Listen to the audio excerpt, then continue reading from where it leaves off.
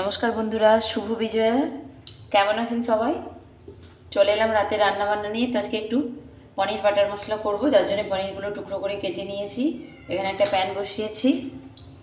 কয়েকদিন তো যাই ঠাকুর দেখতে যাওয়া, প্যান্ডেল হপিং করা, বাইরে খাওয়া, এগুলো চলেছে। আর করলে তো হবে না, শরীর আর সায় দেবে না। তার জন্য এবার বাড়িতে সব কিছুই হবে, তাই বাড়িতে রেডি করব। এখানে প্যান বসিয়ে দিয়েছি, এর মধ্যে আমি একটু গাওয়া ঘি দিয়ে দিচ্ছি। ঘিয়ের মধ্যে পনিরগুলো হালকা একটু ভেজে নেব।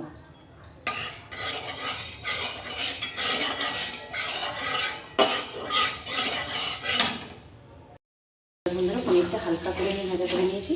এটাকে আমি তুলে নেবো আস্তে আস্তে, বেশি এটাকে ফ্রাই করবো না।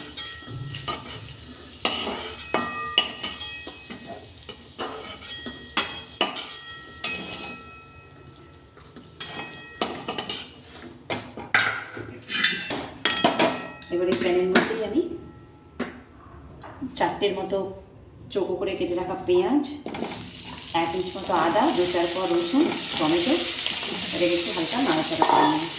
নিয়ে মিক্সিং বলে দিয়ে এটার একটা স্মুথ পেস্ট তৈরি করে নেব।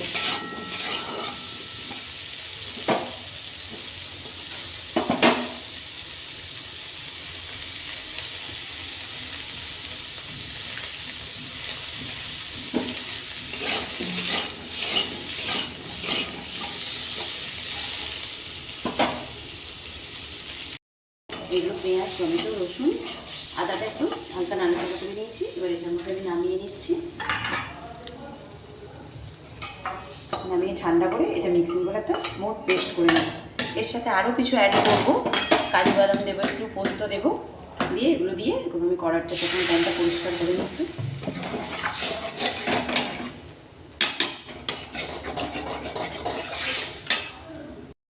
তো দেখো বন্ধুরা, আমি এটা ঠান্ডা করে নিয়ে চলে এসেছি মশলাটা। এবার আমি মিক্সিং বোলের মধ্যে এটা দিয়ে দিচ্ছি। দিয়ে আমি ওর মধ্যে কাজু, এতটা মতো কাজু আমি ওর মধ্যে দিয়ে দিচ্ছি।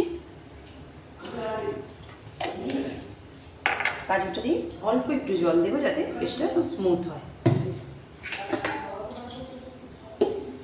তো এটা আমি একটা স্মুথ পেস্ট তৈরি করে নিয়ে আসি। বন্ধুরা, একটা স্মুথ পেস্ট আমি এখানে তৈরি করে নিয়ে চলে এসেছি। আর এখানে প্যানের মধ্যে আমি অল্প বাটার দিয়ে দিয়েছি। যে বাটারটা দিয়ে ওর মধ্যে দারুচিনি একটু আর এলাচ দিয়েছি। দিয়ে এর মধ্যে আমি পেস্ট করে রাখা মশলাটা দিয়ে দেবো।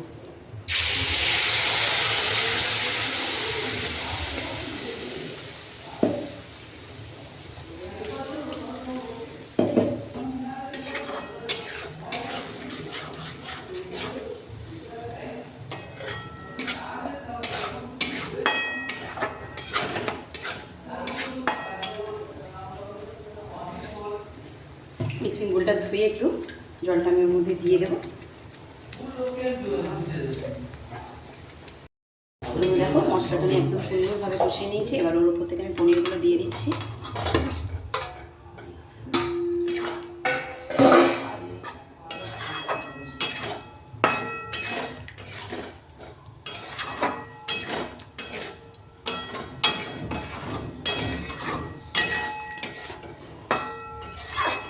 তো অল্প একটু সামান্য গরম জল আমি অ্যাড করছি, যাতে মশলাটার সাথে পনিরটা আরও একটু সফট হয়ে যায়।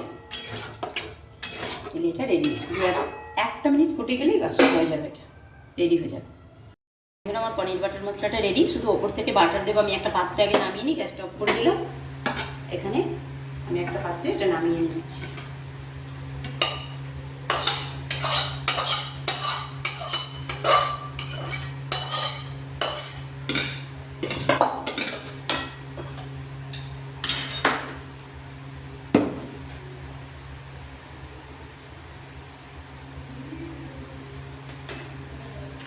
এটার উপরে এখান থেকে আমি বাটার কিছুটা এর উপরে দিয়ে দিলাম, যাতে এটা সুন্দরভাবে যত মেল্ট হবে, স্মেলটাও ভালো হবে, টেস্টটাও ভালো হবে। তো বন্ধুরা, পনির বাটার মশলাটা রেডি করে নিয়েছি। সাথে আমি রুটি করে নেব।